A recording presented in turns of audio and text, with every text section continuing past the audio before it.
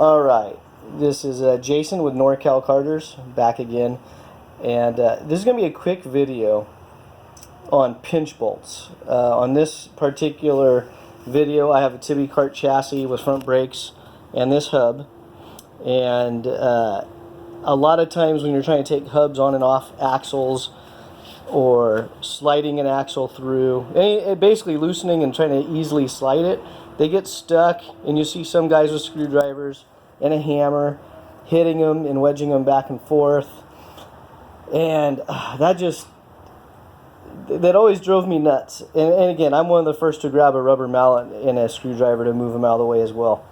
Years ago, I think this trick came from Memo Gidley, and if he ever watches this video and he chimes in and he can confirm that he is the one that taught me this trick, then I'd like to give him the proper credit.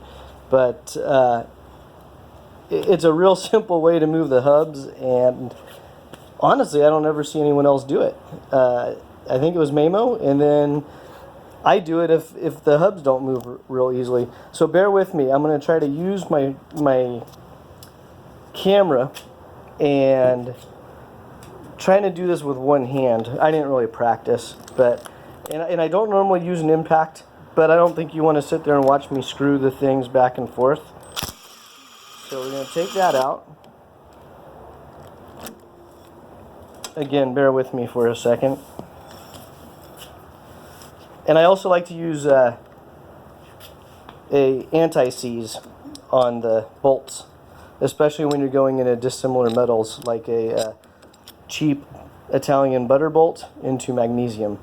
So what you're going to do is you're going to extract the bolt from the normal position. I have plenty of thick washers that I bought specifically for this task, where you slide it in the groove.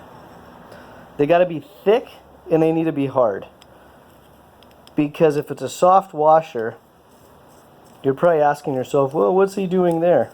Well, I'm threading it in backwards. So the bolt normally sits here. I'm threading it in backwards, and what you're going to see, again, I'm being very careful here because it's one-handed. Sorry for the shakiness. And I don't know if you can see it or not, but okay, I'm going to start to tighten. You're going to look right here. Right there, you're going to look. I'm just tightening this with my hand. And you start to see it spread.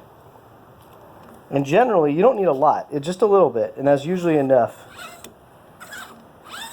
to make it slide. And then you're going to unscrew it. Get rid of your washer.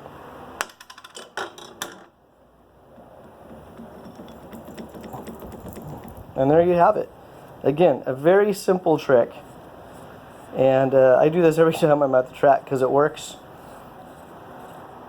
And that's an easy way to move your hubs back and forth. It also works on sprocket carriers. It also works on brake hubs. So anything with a pinch bolt in this type of an application that goes on some sort of an axle.